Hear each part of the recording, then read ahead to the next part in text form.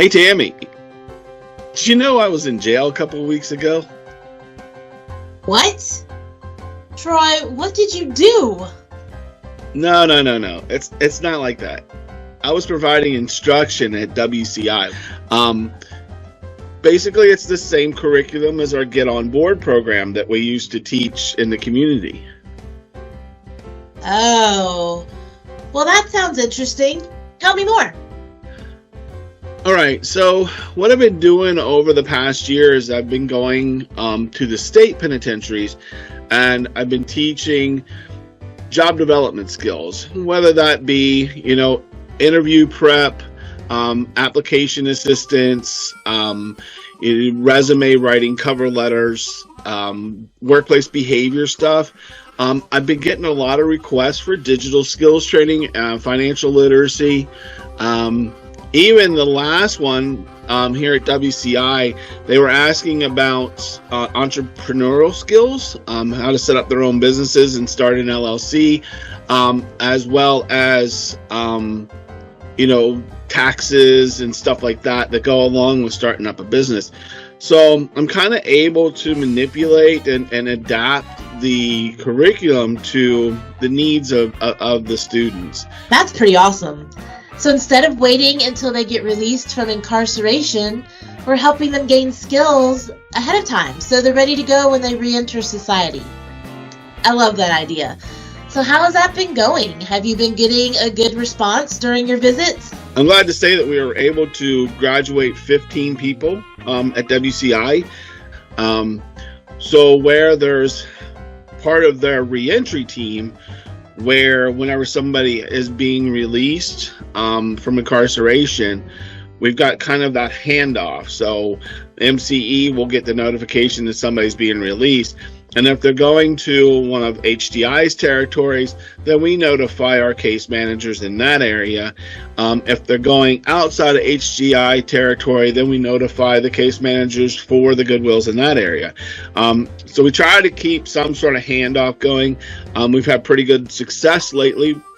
I do have a gentleman that graduated from a class at MCIH that I taught last year. And he now owns his own carpet cleaning business. Fruits of our labor, yes, and I get to see these people in the community. I get to interact with them, which makes me feel like, yes, we are making an impact on our community. We are giving the gentlemen who are incarcerated the opportunity to learn skills. Some of them have been incarcerated for 20 plus years and they don't have the digital skills. They don't have the financial literacy understanding. Some of them have never ever seen a computer.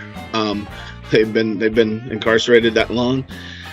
So we give them a little bit of hope that way. But one of the big things that I work on with them is helping them get beyond their past. So a lot of them will come out and be like, nobody's going to hire me. Nobody's going to want me to work for them because I'm a felon. Well, you were a felon. You served your time. That's over. Now you can start, where you're not a criminal anymore. You may have been, you may have made a mistake back in your past that caused you to be incarcerated, but you're not that person anymore. And that's one of the big things I try to get them to understand. It's that internal stigma that nobody's going to like them because they have that past. And we've been fairly successful. In fact, weird that we're doing this video today. Just this morning, as I stopped by my local convenience store to get my coffee, I'm getting ready to walk in, and a gentleman that I had graduated from a class at ACDC was there going out to get into his car. And I said, "Where are you heading, man?" And he goes, "I'm heading to work."